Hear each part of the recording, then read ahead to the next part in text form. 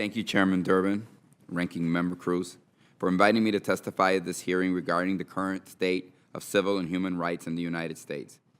And thank you, Senator Durbin, for advocating for justice and equality. I've always valued your advice and counsel. Your leadership on the Judiciary Committee and as chairman of this subcommittee has contributed greatly to our nation and to protecting the civil rights of all of us, and I came here to say thank you. Before I begin, I want to extend my heartfelt condolences to the families and friends of Michael Brown and Eric Garner. I think we can all agree that the loss of life is a grave tragedy. As a parent, I especially want to say to the parents that I'm so sorry for your loss.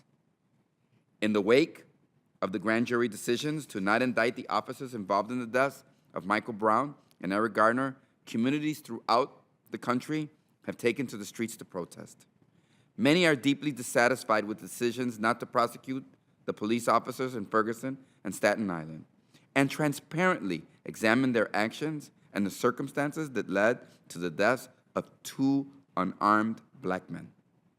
The protests also expose an equally disturbing issue, that the killings of Brown and Garner are not isolated issue.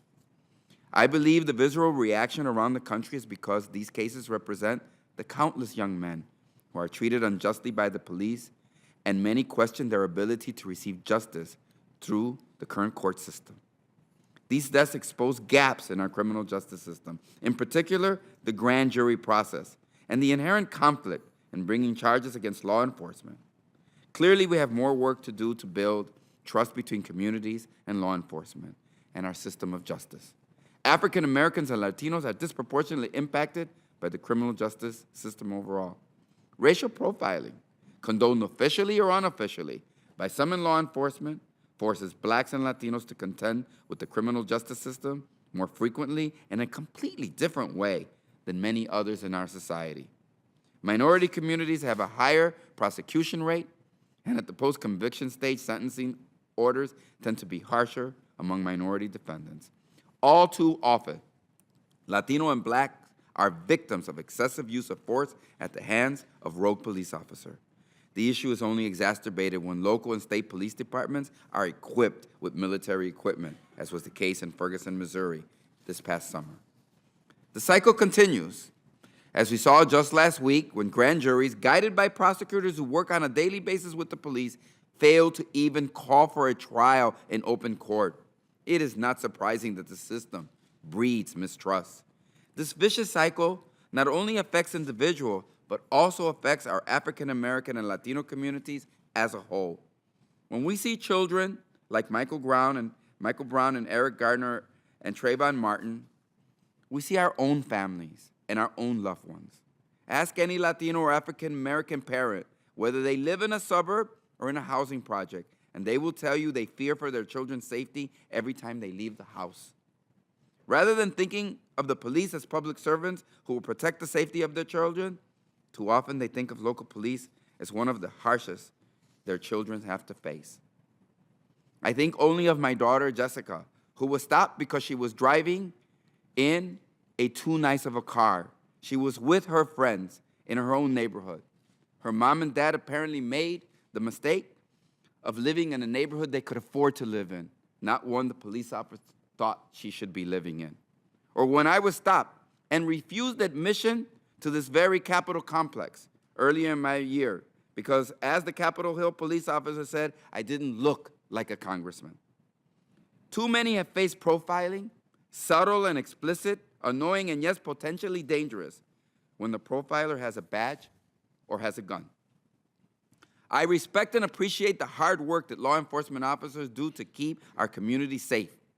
We have worked to get more cops on the street, to invest in violence reduction programs, to reduce the number of guns in our communities that often target police officers, and to make sure we honor and pay police officers for the dangerous and often thankless work police officers do.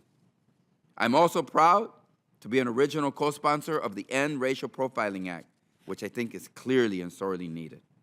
With regard to the revised profiling guidelines issued yesterday by the Department of Justice, I am deeply disappointed that they did not close significant loopholes, especially as they pertain to the Department of Homeland Security, which will allow whole sections of America's largest law enforcement entities, including Customs, Border Patrol, and Transportation Security Administration, to continue to profile many innocent Americans. I'm also perplexed and disheartened that the new guidance applies only to federal agents, but exempts local, county, and state law enforcement. Civil and human rights today in America continues to be a work in progress. Thanks to the leadership of Chairman Durbin and many of my colleagues, including those seated with me today, we are able to celebrate the strides we have made to create a more equal and just nation for all, and chart the course of continued progress in the future. But it is tempered by knowing that we cannot rest in the pursuit of justice and fairness, especially in the face of tragic and needless cost of life. We have come a long way. Senator Booker is a testament to that. My buddy Keith is a testament to that. I hope to be a testament to that. Let's continue to do the good work. I thank you for your wonderful leadership, Senator Durbin.